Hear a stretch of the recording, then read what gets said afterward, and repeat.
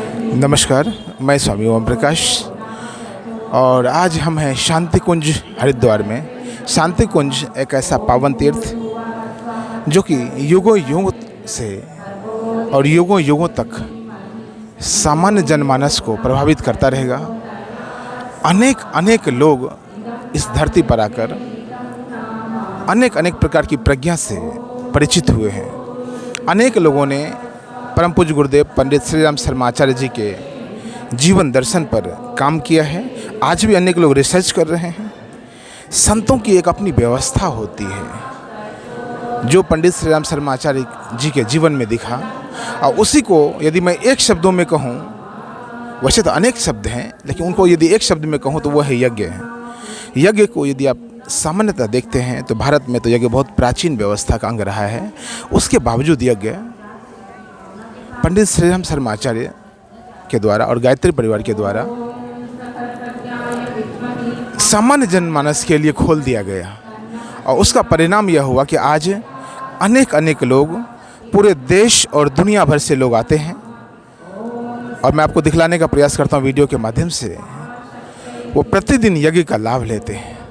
यज्ञ उनके जीवन में फलित होता है, और जैसे जैसे यज्ञ उनके जीवन में फलित होता चला जाता है, उनका जीवन परम पुरुषार्थ की ओर चला जाता है।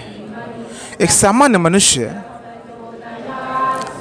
अपना जीवन तो जी ही रहा होता है, लेकिन जब उसका जीवन यज्ञमय हो जाता है तब उसके जीवन की बात कुछ और हो जाती है। जब उसका जीवन यज्ञमय हो जाता है तब उसके जीवन की बात कुछ और हो जाती है। ये देखिए यज्ञशाला है, शांति कुंज हरिद्वार के भीतर ये यज्ञशाला है।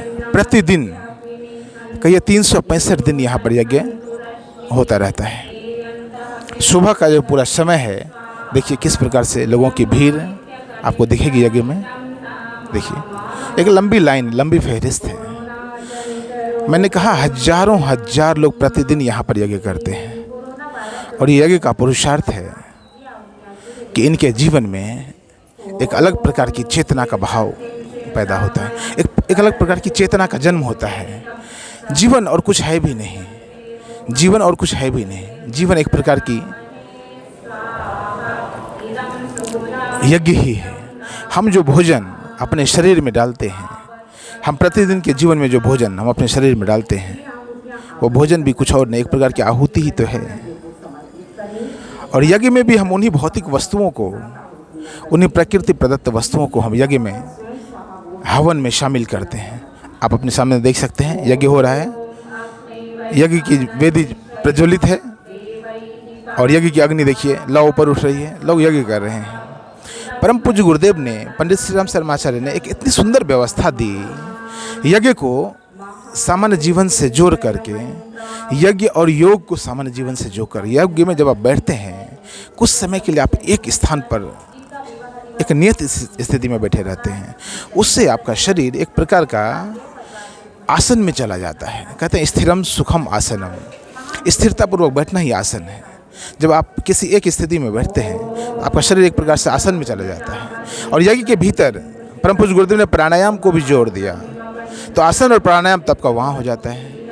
आत्मशुद्धि, शरीर शुद्धि, यज्ञ की शुरुआत शरीर शुद्धि से होती है। जल लेकर उसे अभिमंत्रित किया करके फिर उस जल से हम अपने शरीर पर डालते हैं और फिर अपने शरीर की शुद्धि करते हैं। शरीर शुद्धि से लेकर आत्मशुद्धि तक यही यज्ञ का लक्ष्य है। हमने कहा अपने जीवन में जो हम यज्ञ करते चले जाते हैं, जो अपने जीवन में जो हम भोजन डालते चले जाते हैं, वह भोजन हमारे शरीर में यज्ञ की भांति जाए तो बहुत ज़्यादा फायदा हो सकता है। अभी उतना फ़ायदा हम ले नहीं पा रहे हैं। हम भोजन का उतना लाभ ले नहीं पा रहे हैं। हम बस भोजन इसलिए कर रहे हैं एक यंत्रवत, एक मशीन की भांति हम भोजन करते चले जा रहे हैं। बस भोजन करना है, जिंदा रहना है। इसलिए भोजन सिर्फ जिंदा रहने के लिए आवश्यक नहीं है। भोजन तमाम उन चीज़ों के लिए आवश्यक है क्योंकि शरीर को चलाना भोजन की प्राथमिक आवश्यकता है, और मन और चेतना को भी चलाना भोजन की आवश्यकता है। शरीर स्वस्थ नहीं होगा तो मन स्वस्थ नहीं हो सकता। परम पूज्य गुरुदेव कहते हैं कि स्वस्थ तन में स्वस्थ मन का निवास होता है। आपका तन स्वस्थ होगा, शांत होगा तो आपका मन शांत होगा। आपका मन सुंदर होगा, आपकी चेतना अच्छी होगी, और सब कुछ जीवन में चेतना पर आधारित है। मैंने कहा यज्ञ और योग पूरी तरह से चेतना के जागरण का प्रयोग है, या कुछ और नहीं। यज्ञ और योग चेतना के जागरण का सबसे सुंदरतम प्रयोग है। और परम पूज्य गुरुदेव ने यज्ञ और योग को प्राथमिकता दिया। कर्मकांड है एक प्रकार का यज्ञ, जो हम कर्म करते हैं, और कर्म सिर्फ कर्म हो, जिस प्रकार भोजन करना हम अपना एक कर्म समझते हैं, सिर्फ भोजन एक कर्म हो, कर्म बनकर रह जाए, तो फिर भोजन का समुचित लाभ हम नहीं ले पाते हैं। लेकिन भोजन यदि कर्म के साथ एक विचार बन जाए, एक भाव जुड़ जाए, तब वो भोजन बहुत प्रभावी हो जाता है हमारे लिए, तब वही भोजन हमारे लिए बहुत कीमती हो जाता है। तो मैं आपसे कहता हूँ, जब भी आप भोजन करें, यज्ञ समझ कर करें। यज्ञ ही है भोजन में, हम जिस प्रकार यज्ञ में हम आहुति देते हैं, भोजन में भी आहुति देते हैं। अपने शरीर के भीतर हम भोजन की प्रकृति के तत्वों को डालते हैं, यज्ञ में भी हम प्रकृति के तत्वों को डालते हैं। और वही यज्ञ की महिमा है कि यज्ञ में वो जलकर भस्म होकर, वह राख बनकर, या कहीं वो एक भाव बनकर, वो एक विचार बनकर, वो एक चेतना बनकर आकाश में चली जाती है। हमारे शरीर में भी कुछ ऐसा ही है। हमारे शरीर में जो कुछ भी हम भोजन करते हैं, योग का विज्ञान कहता है कि आप जो भोजन करते हैं, उस भोजन से आपके जीवन से एक नई ऊर्जा पैदा होनी चाहिए, और वह ऊर्जा आपके सहस्त्रार से वापस चली जानी चाहिए, प्रकृति में, परमात्मा में चली जानी चाहिए। यदि वह ऊर्जा आपके भोजन के द्वारा जो संनिमित की गई है, जो संचित की गई है, वह ऊर्जा आपके शरीर से निकलकर आपकी सहस्रार से कुंडलिनी के चक्रों को तोड़ती हुई ऊपर, सहस्रार से ऊपर चली जाती है। तो प्रकृति को आपने लौटा दिया, प्रकृति से जो कुछ आपने पाया वो प्रकृति को लौटा दिया। यज्ञ में हम ठीक वैसा ही करते हैं। यज्ञ में हम जो कुछ भी आहुति डालते हैं, उसका धुआं बनकर, वो एक भाव बनकर, एक विचार बनकर, एक सूक्ष्म तत्व बनकर वो प्रकृति में व्याप्त हो जाता है।